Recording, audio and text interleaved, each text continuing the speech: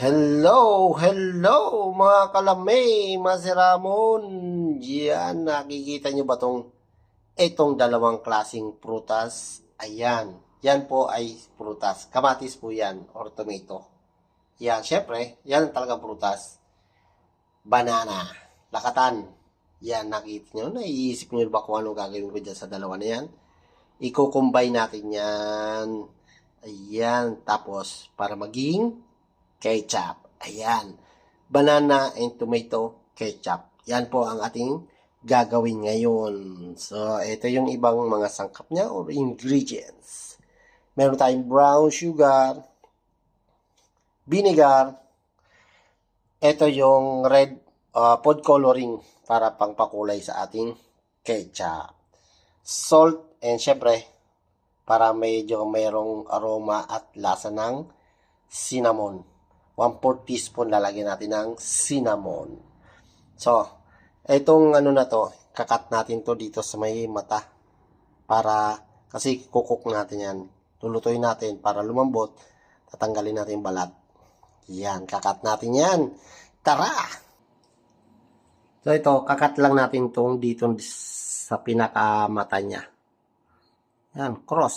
Ganyan lang, para pag naluto, mabilis mabalatan. Tapos, biblender natin yan. Pero, mga 10 piraso nito, tapos 1 banana.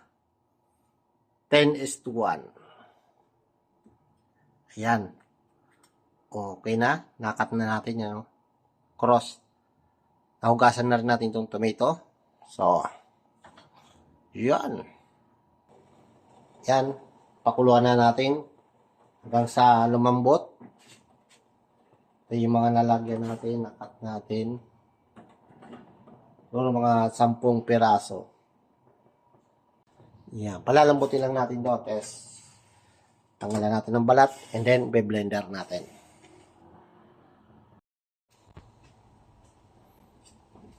Yan. Pwede na to. Ayan, no? Okay na yung balat dito ay nagtatanggalan na. Okay na yan. Drain natin, then tanggalan natin ng balat.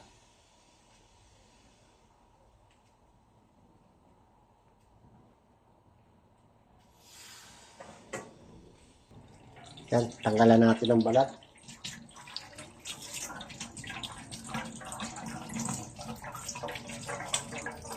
Yan o.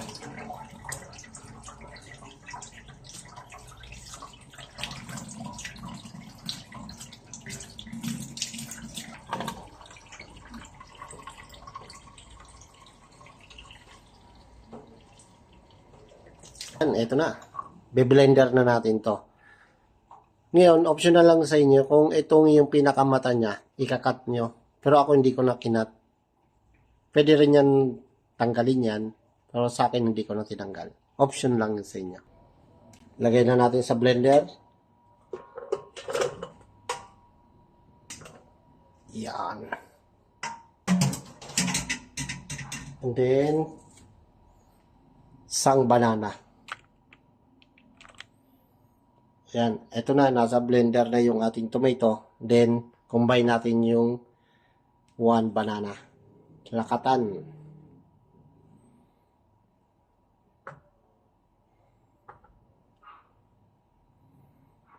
Banana tomato ketchup.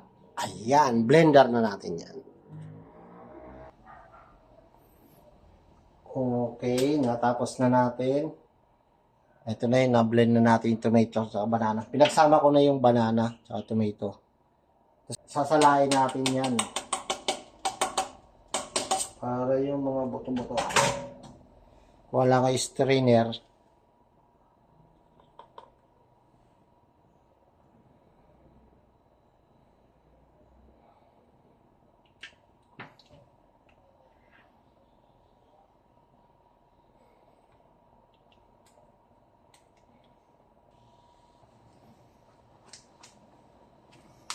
Yan, ito yung nasala natin. Okay, tapon na ito.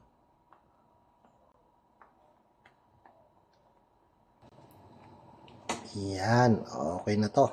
Ito yung nakuha natin sa 10 pieces medium size na tomato, and then 1 banana. Yan. Okay na siya.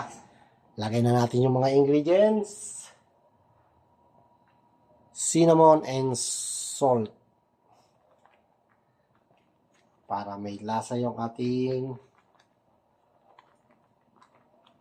yan.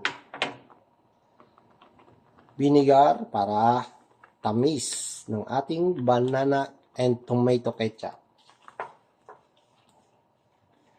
Then, syempre, mayroon siyang vinegar. Ang ginamit ko dito is yung sugar cane. Yan, para tumagal ang ating ketchup. Kasi nasa room temp lang yung ating ketchup. Kaya okay na yung suka is medyo marami-rami. Balansin nyo lang sa asukal kung gusto nyo yung manamis-namis. Yan, para medyo may kulay red, lalagyan natin food coloring. Pampakulay. Konti-konti lang kung gusto nyo talaga ng red na red. Yan. Adjust na lang kayo maya. Ayan o. Ang bilis ng kulay niya. Yan o. Konti pa lang nilagay ko Yun o. Ito medyo nag-dark color yung natin. Medyo nasobrahan sa ating yung food coloring. Ketchup.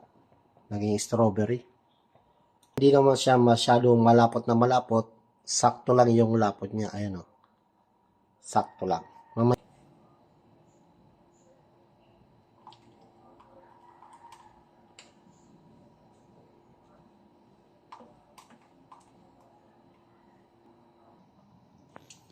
Ayun na. Ito na yung ating nagawang finished product.